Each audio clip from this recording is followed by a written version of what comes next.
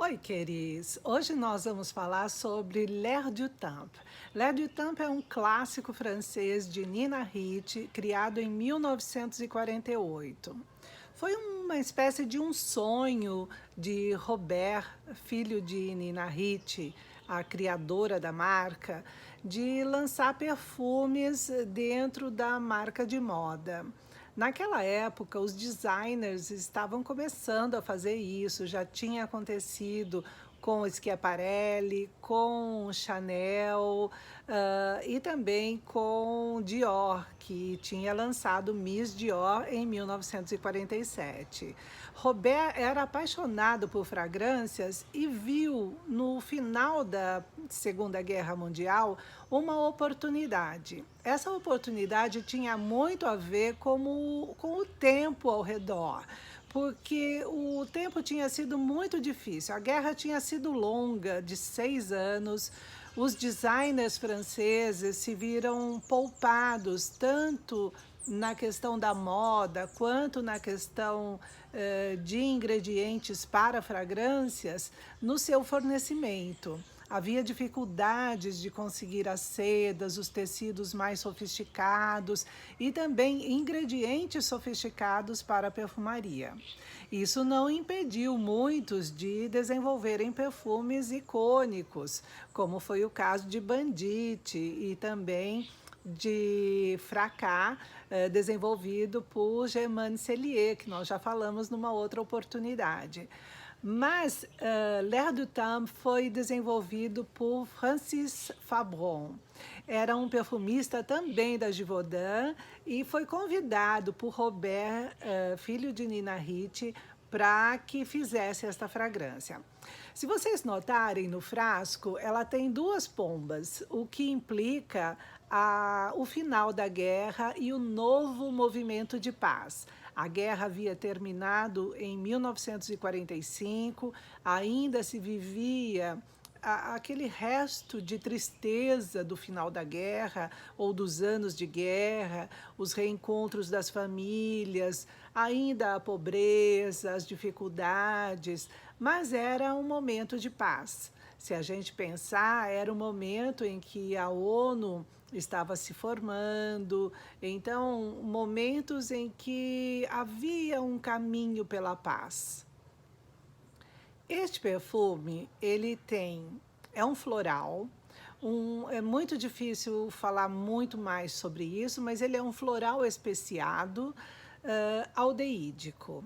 Quando você começa a sentir esse perfume, eu estou inteirinha perfumada dele. Este exemplar aqui, que eu tenho, é um Eau de Toilette. O Eau de Toilette não é o mais intenso. Eu estou até com vontade de comprar um Eau de Parfum, porque este aqui dura no máximo umas 2, 3 horas sobre a pele e depois ele se esvanece. Ele é um perfume à base de cravo, tanto o cravo flor quanto o cravo especiaria. Então você tem o cravo francês flor e o cravo especiaria. Quando você aplica esse perfume, você tem de gostar dessas notas, porque se você tiver rejeição a ingredientes especiados, a flores, você não vai gostar desse perfume. Entretanto, este foi um dos perfumes mais famosos da França. E não só na França, como no mundo todo que conhecia perfumes, acabava comprando L'air du Temps. L'air du Temps era um perfume muito mais intenso quando foi lançado e também pelo seu conteúdo, pelo seu conceito. Eu gosto muito de falar dos conceitos porque os conceitos nos levam a nos identificar com os produtos. Certamente, quem queria a paz comprava L'air du Temps. Quem queria a sofisticação comprava L'air du Temps. Era o mesmo caso de Dove. Lembra do sabonete Dove que a gente falou? Ou Dove, que tem a pomba como marca. Dove quer dizer pomba em inglês. E ele também, depois no seu lançamento, colocou esse emblema porque simbolizava a paz. A pomba sempre simbolizou a paz ou o fim de uma calamidade. Dizem que no dilúvio, após o dilúvio, Noé enviou duas pombas e elas voltaram com um ramo de oliveira na boca, dizendo: há terra, já existe terra, então as águas pararam de cair, ou seja, é o fim da calamidade. Desde então, a pomba acabou sendo o símbolo do final de uma calamidade e de um início de paz e de boa época. Era assim que L'air du Temps passava a sua imagem, a imagem de um perfume que simbolizava a paz, um novo momento, um final de uma calamidade. E L'air du Temps ficou muito famoso porque ele trouxe essa floralidade de uma forma diferente. Embora você sinta mais o cravo, flor e as especiarias, a especiaria, principalmente a especiaria cravo, que é aquele cravo da Índia, você sente o aldeído. E o aldeído tem aquele ar metálico, de limpeza, muito comum nas fragrâncias da década de 30, 40. E acho que a gente pode estender isso até as floralidades dos anos 60.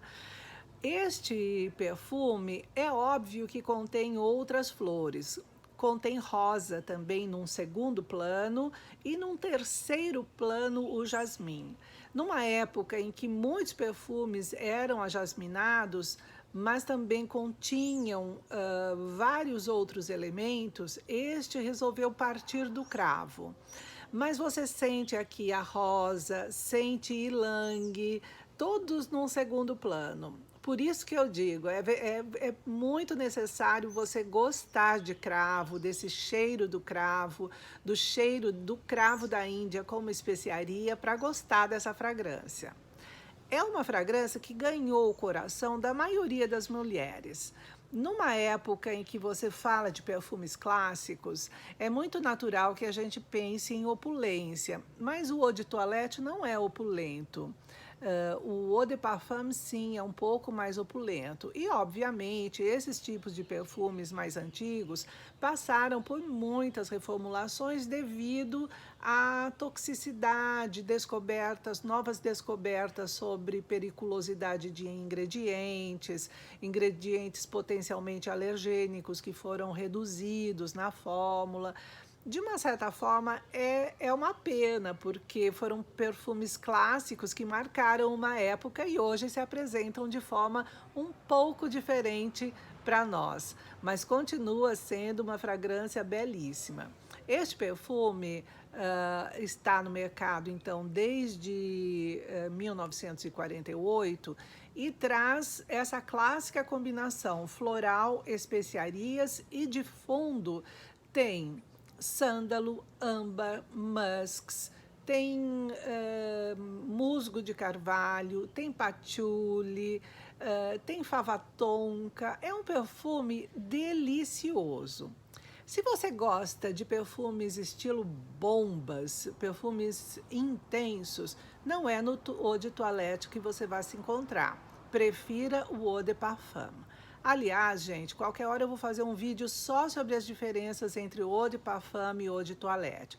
Muita gente acha que a diferença está só na dosagem. Não é isso, não.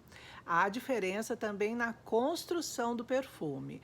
Muitas vezes você compra, na maioria das vezes, o eau de toilette é preferido no Brasil porque ele tem uma característica mais fresca. Em geral, os perfumistas começam pelo eau de parfum, depois eles trabalham o eau de toilette, trazendo um pouco mais frescor para a formulação e, às vezes, para trazer esse frescor, eles trabalham notas um pouco diferentes. Então, é muito comum vocês encontrarem diferenças olfativas entre o eau de toilette e o eau de parfum.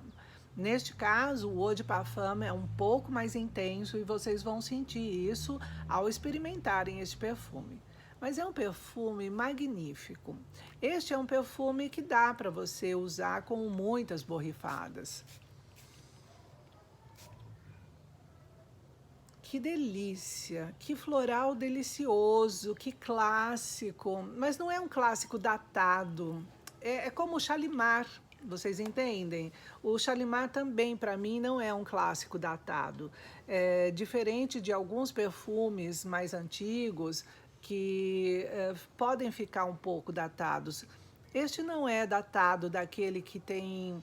Como ele não tem muitos cítricos, mesmo que você tenha este perfume já há bastante tempo, há muitos e muitos anos, ele não vai ficar oxidado. Normalmente, os perfumes vintage têm um ar meio oxidado quando você passa, principalmente se eles têm mais de 10, 15, 20 anos, porque as notas cítricas vão perdendo o seu frescor e acabam oxidando.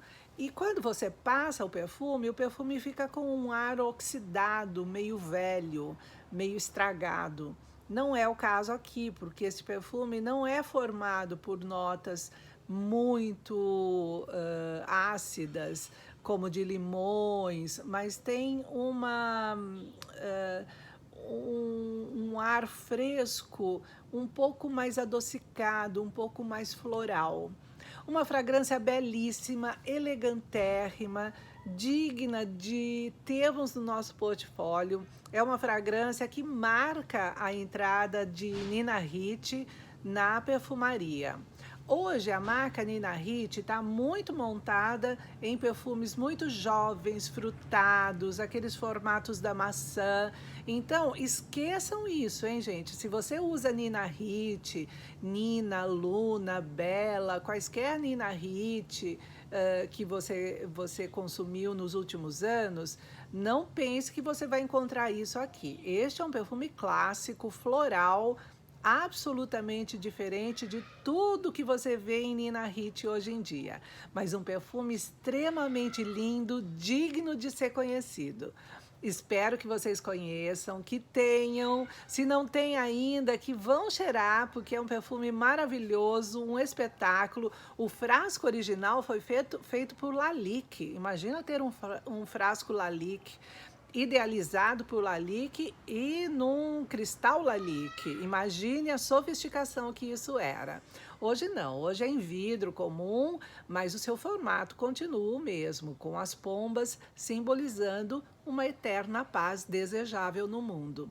Tão necessária hoje em dia, né?